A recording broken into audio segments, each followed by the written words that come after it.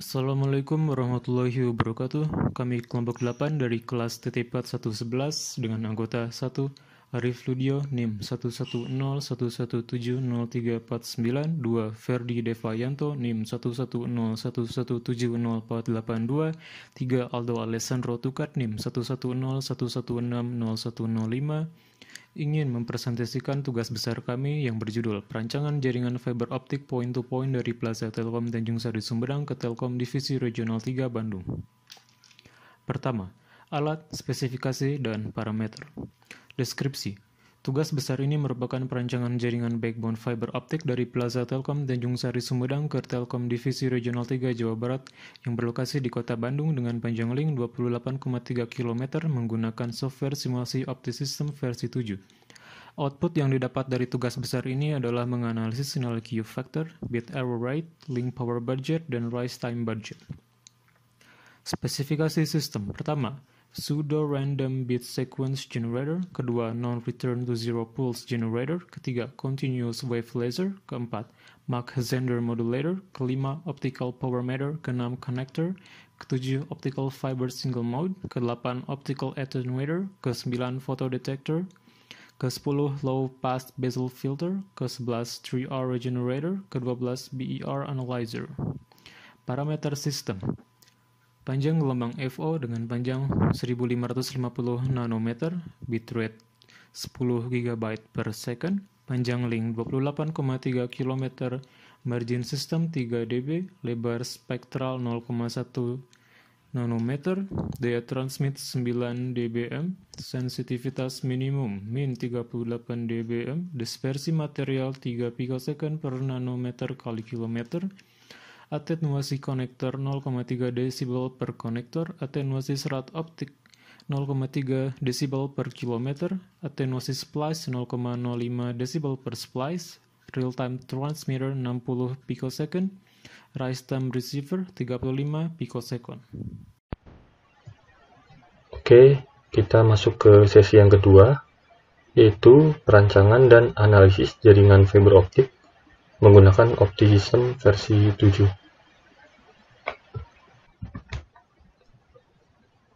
Nah, di sini rancangan jaringan fiber optik point-to-point dari Plaza Telkom Tanjung Sari Sumedang ke Telkom Divisi Regional 3 Bandung, yaitu dengan panjang link atau jarak antar Plaza Telkom ke Telkom Divisi Regional 3 sejauh 28,3 km.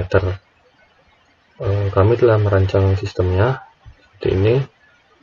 Pada umumnya, di sini terdapat dua blok utama, yaitu blok transmitter dan blok receiver. Pertama, kita akan membahas tentang blok receiver, di mana blok transmitter, di mana di sini terdapat 4 komponen utama.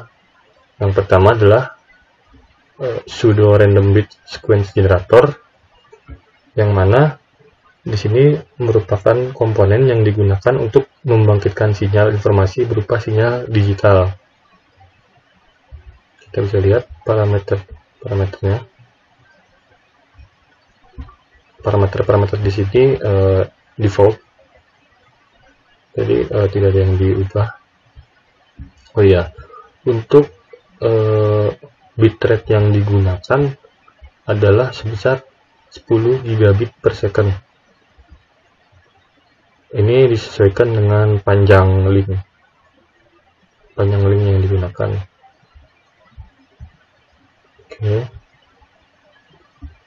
Dan sensitivitas yang digunakan itu sensitivitas minimum, yaitu sebesar min 38 dBm. Dari pseudo random bit sequence generator, kita masuk ke komponen NRZ pulse generator, yaitu dimana di sini adalah proses encoding atau pengkodean yang menggunakan teknik non-return to zero. Nah, di sini nilai parameternya masih default juga. dari sini kita masuk ke komponen Mach-Zehnder modulator. Di sini kita menggunakan extinction ratio-nya sebesar 0,7 dB. Lalu ada pula CW laser atau continuous wave laser, yang mana continuous wave laser merupakan sebuah laser yang memancarkan sinar laser secara kontinu dengan frekuensi sebesar 1550 nanometer. Power yang digunakan adalah 9 dBm, line width-nya 10 MHz, dan begitu pula selanjutnya. Nah, dari blok transmitter kita akan masuk ke jalur penghubung, di mana awalnya kita akan bertemu dengan konektor dan optical power meter. Si konektor ini berfungsi untuk menghubungkan antar komponen dengan insertion loss-nya sekitar 0,3 dB atau redaman konektor atau alpha C. Sedangkan optical power meter yaitu alat yang digunakan untuk mengukur kekuatan dalam sinyal optik dan untuk menguji daya rata-rata dalam sistem serap optik. Selanjutnya kita masuk ke optical fiber. Nah, optical fiber ini karena untuk instalasi jaringan dengan jarak yang cukup jauh atau kepentingan akan transmisi yang berkualitas tinggi, digunakanlah tipe fiber optic step index single mode dengan parameter sebagai berikut. Kita menggunakan panjang gelombang referensi sebesar 1550 nanometer karena jaraknya tadi yang cukup jauh, yaitu panjang link 28,3 km dan atenuasinya sebesar 0,3 dB. Di sini kita juga menggunakan dispersion sebesar 3 picosecond nanometer per kilometer. Dan begitu pun seterusnya adalah default. Nah, dari sini kita masuk ke optical attenuator, yaitu sebuah alat yang digunakan untuk mengurangi daya dari sebuah sinyal optik di ruang bebas atau di fiber optik itu sendiri. Nah, di sini juga ada optical power meter lagi untuk menghitung daya yang diterima setelah melewati optical attenuator. Di sini ada konektor juga untuk menghubungkan antara blok transmitter tadi yang terhubung ke optical attenuator ke blok receiver. Nah, di sini nilai insertion loss-nya sama, yaitu 0,3 dB. Kita masuk ke blok receiver. Di sini ada kita menggunakan fotodetektor avalanche fotodioda. Kenapa menggunakan fotodetektor APD? Karena pada sistem ini itu dapat meningkatkan sensitivitas receiver hingga 10 dB dan mempunyai sensitivitas yang tinggi. Nah, setelah itu ada juga low pass basal filter, yang mana ini merupakan filter yang berada pada sisi penerima dan digunakan untuk memfilter noise dari sinyal yang muncul dari berkas cahaya pada saat proses transmisi. Nah, cut off frekuensinya itu sendiri adalah 75% dari bitrate-nya. Berarti 75% dari 10 gigabit. Tapi dalam orde hertz. Nah, lalu dari low pass basal filter kita masuk ke 3R regenerator. Ini merupakan repeater komunikasi optik yang digunakan dalam sistem komunikasi fiber optik untuk membangkitkan kembali sebuah sinyal optik. Ini parameternya juga default, tidak ada yang dirubah. Lalu ada Bair Analyzer, yaitu sebuah alat yang berfungsi untuk menghitung kinerja sebuah sistem. Nah, di Bair Analyzer itu dapat memprediksi bit error rate atau BER, lalu key factor, threshold, dan A aperture dari sebuah sistem. Nah, untuk mengecek kualitas parameter tadi seperti key factor, BER, threshold, dan A aperture, maka kita harus mengkalkulasinya terlebih dahulu, yaitu dengan cara mengklik calculate, lalu run, lalu cost. Setelah itu bisa dibuka. Nah, di sini kita akan mendapat nilai E vector, minimum BER, threshold, height, dan BER pattern. Di sini kita mendapat max key factornya itu sebesar 13,9 sekian, dimana di sini merupakan nilai yang bagus karena key factor yang minimum adalah sebesar 6. Jadi ketika nilainya lebih dari 6, maka sistem tersebut dikatakan layak atau baik. Lalu di sini ada minimum BER sebesar 1,6 kali 10 pangkat min 44. Ini juga kategori baik karena masih memenuhi syarat di mana minimum BER minimal adalah sebesar 10 pangkat min 19. Jadi ketika dia lebih kecil dari 10 pangkat min 19, dia masih memenuhi syarat. Ini ada threshold juga, dan eye height, dan decision.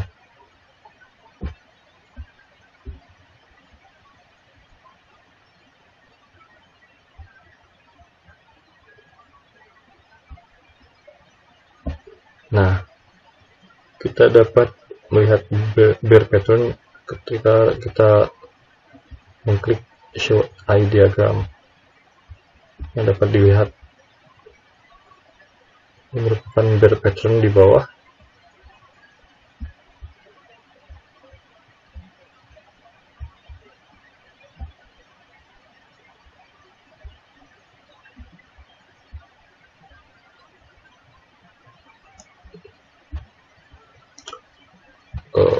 Oke, mungkin itu saja penjelasan pada sesi yang kedua ini. Semoga penjelasan tadi dapat dimengerti. Selanjutnya kita akan masuk ke sesi yang ketiga. Lalu selanjutnya adalah perhitungan link power budget dan rest time budget.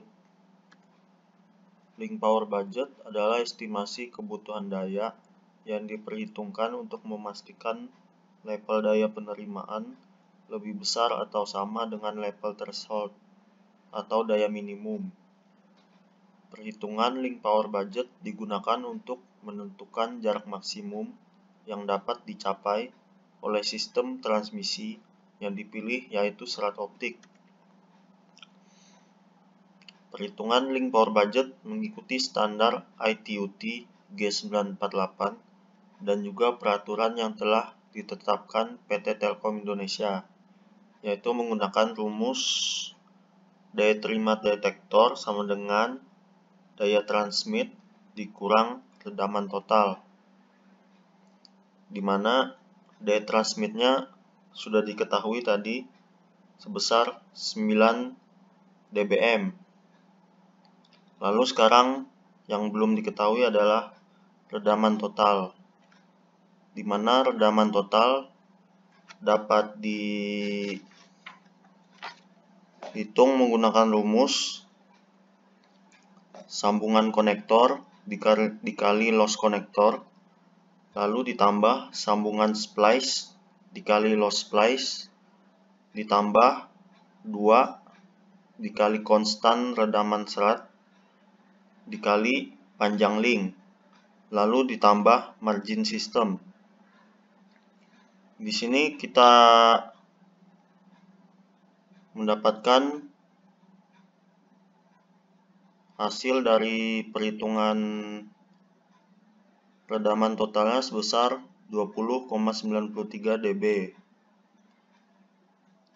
Lalu setelah kita menghitung redaman total, kita dapat menghitung daya terima konektor.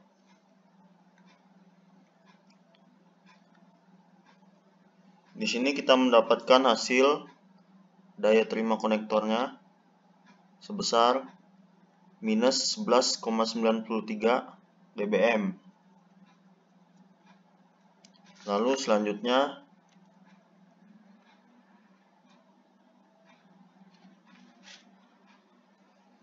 berdasar standar ITUT G984, perancangan dikatakan berhasil jika daya terima konektor lebih besar atau sama dengan sensitivitas penerima. Di sini kita mendapatkan hasil dari perhitungan tadi. Kita mendapatkan daya terima konektornya minus 11,93 dBm dan sensitivitas penerimanya minus 38 dBm. Maka perhitungan dari link power budgetnya telah memenuhi syarat. Lalu selanjutnya flash time budget. Flash time budget adalah metode untuk menentukan batasan dispersi suatu link sistem komunikasi serat optik yang membatasi kemampuan transmisi kecepatan bit. Tujuan metode ini adalah untuk menganalisis apakah hasil perancangan memiliki kinerja yang baik dan mampu memenuhi kapasitas kanal yang diinginkan. Di sini rumus dari flash time sistemnya yaitu akar flash time pengirim ditambah penerima ditambah material ditambah pandu gelombang lalu ditambah modus fiber. Karena jenis kabel fiber optiknya adalah single mode, maka parameter rush time modus fibernya diabaikan, sedangkan parameter rush time pandu gelombangnya tidak dihitung karena tidak terdapat dispersi pandu gelombang, sehingga perhitungan flash time budgetnya hanya menggunakan rumus akar flash time pengirim ditambah flash time penerima ditambah flash time material. Lalu kita akan masuk ke perhitungan flash time materialnya. Karena belum diketahui, di sini kita menggunakan rumus lebar spektral dikali panjang link lalu dikali dispersi material yang semuanya sudah ada diketahui di parameter sistem. Lalu kita hitung dan mendapatkan hasil 0,00849 nanosecond. Sehingga setelah kita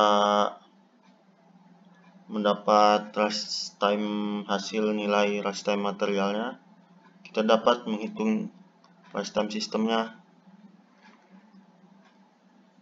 Lalu tinggal kita masukkan saja ini rush time pengirim sama rush time penerimanya udah diketahui tadi, ditambah lifetime materialnya. Di sini kita mendapatkan hasil 0,067 nanosecond. Lalu selanjutnya, setelah kita karena menggunakan modulasi NRZ, maka waktu degradasi transisi adalah sebagai berikut: 70 dibagi 100 dikali periode bit, di mana nilai periode bitnya adalah 1 dibagi bitrate.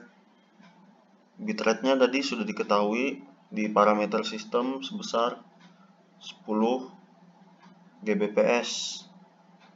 Lalu kita bagi saja dan mendapatkan hasil 0,1 nanosecond.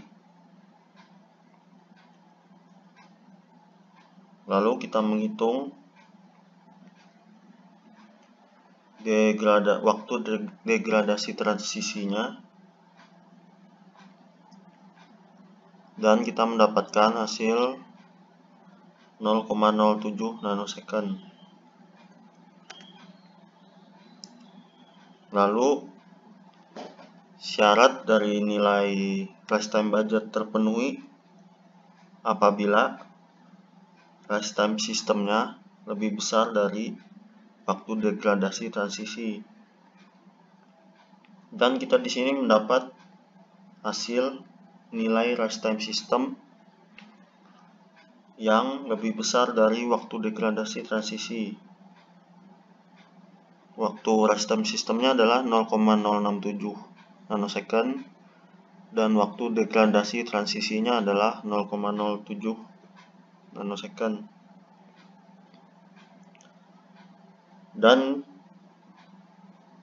dapat disimpulkan perhitungan lifetime budget yang telah kita lakukan telah memenuhi syarat.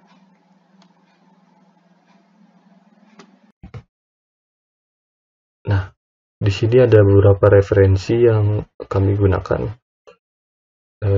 Mayoritas itu dari jurnal, dan salah satunya dapat dari modul praktikum Sistem Komunikasi Optik 2020 dari Laboratorium SKO Telkom University.